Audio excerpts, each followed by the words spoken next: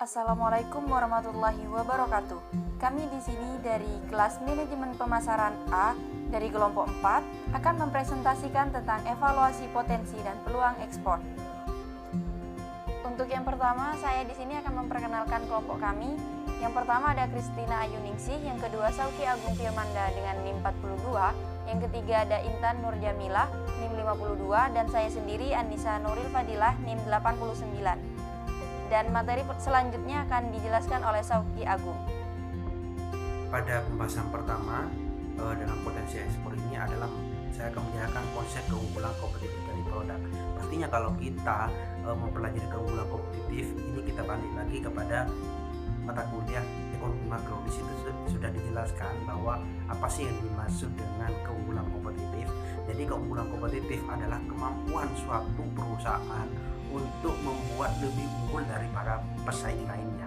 Nah, sini untuk mengukur tingkat keunggulan kompetitifnya itu ada 4 komponen. Yang pertama ada harga, kualitas, kemasan, dan juga biaya produksi. Nah, harga di sini apakah perusahaan itu dalam memproduksi menjual suatu produk itu lebih murah apa tidak dengan perusahaan lain. Jadi kalau kita membicarakan keunggulan kompetitif, yaitu apakah perusahaan itu lebih unggul daripada perusahaan lain. Nah, komponen yang pertama ada harga. Tentu pastinya perusahaan akan membuat produk itu lebih murah dan juga menghasilkan keuntungan. Yang kedua dari kualitas, dan juga yang ketiga ada kemasan dan biaya produksi. Nah, yang paling urgent di sini adalah biaya produksi. Kenapa harus biaya produksi? Nah, di sini kalau kita belajar ekonomi makro lagi, bahwa di situ kan disebutkan suatu negara akan mengekspor barangnya ke luar negeri itu karena biaya produksi dalam suatu negara tersebut lebih murah dengan negara yang akan dituju. Nah, itu proses terjadinya ekspor. Nah, di sini biaya produksi adalah yang merupakan bahan pertimbangan dalam melakukan suatu mengukur keunggulan kompetitif dari perusahaan itu sendiri. Jadi perusahaan akan melakukan suatu kemampuan baik itu ekspor maupun dalam pokoknya ekspor ke luar negeri gitu, mengekspor suatu produk karena di situ melihat biaya produksinya yang lebih murah dengan negara yang akan kita tuju atau perusahaan yang akan kita tuju, seperti itu. Yaitu melihat dari, saya akan menjelaskan terkait dengan ciri-ciri pasar potensial, yaitu ada 2 pendekatan. Kita melihat ciri-ciri pasar tersebut, pasar potensial. Yang pertama ada melalui pendekatan permintaan, dan yang kedua ada pendekatan penawaran. Nah, kalau kita melihat dari pendekatan permintaan, itu lebih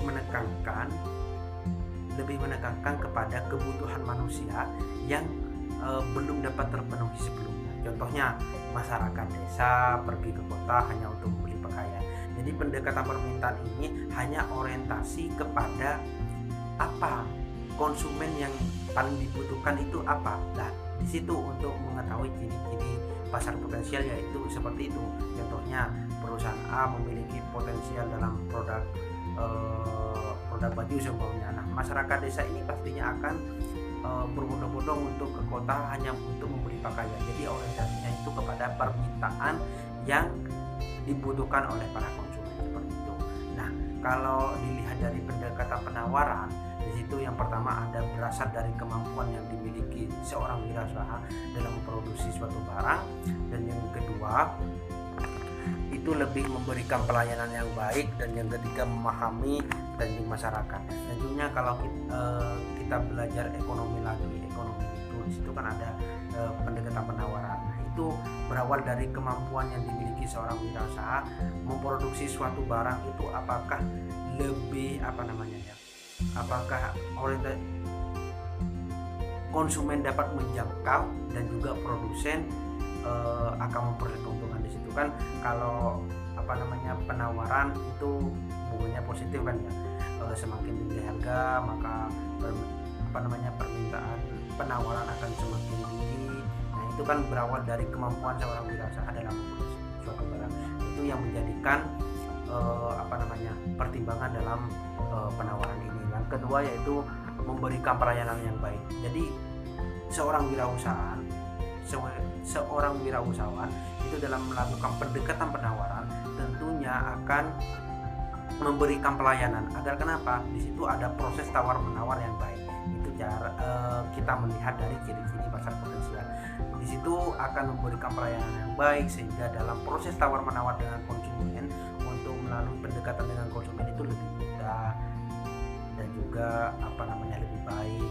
Nah, yang ketiga yaitu memahami trending masyarakat. Tentunya kalau kita ingin melakukan suatu proses tawar menawar itu apa yang paling dibutuhkan oleh konsumen.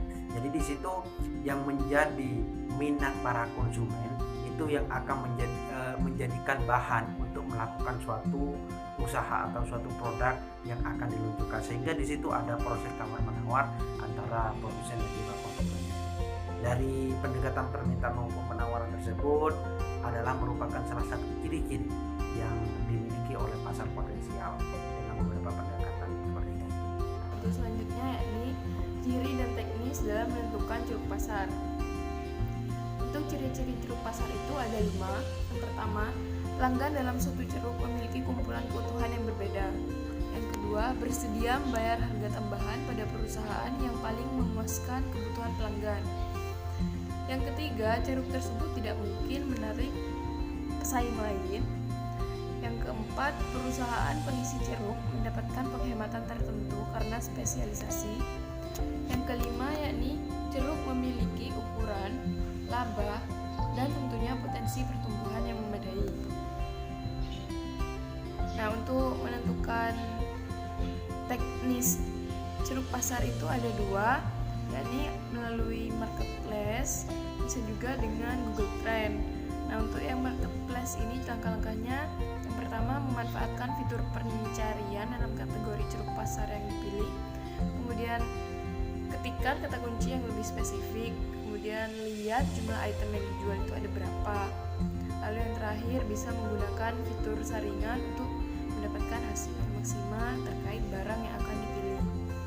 Kemudian untuk yang Google Trend, yang pertama langkah-langkahnya bisa melihat volume pencarian menggunakan kata kunci yang diinginkan.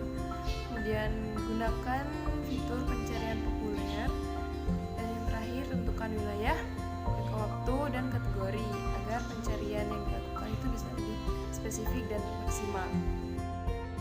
Ya, untuk yang selanjutnya di sini ada ciri-ciri produk yang marketable untuk ekspor, yang mana ciri-ciri tersebut ada 6. Yang pertama ada produk berkualitas terbaik, yakni dengan melihat dari signifikan suatu produk yang berdasarkan tingkat mutu yang diharapkan oleh konsumen untuk memenuhi dan memuaskan kebutuhannya.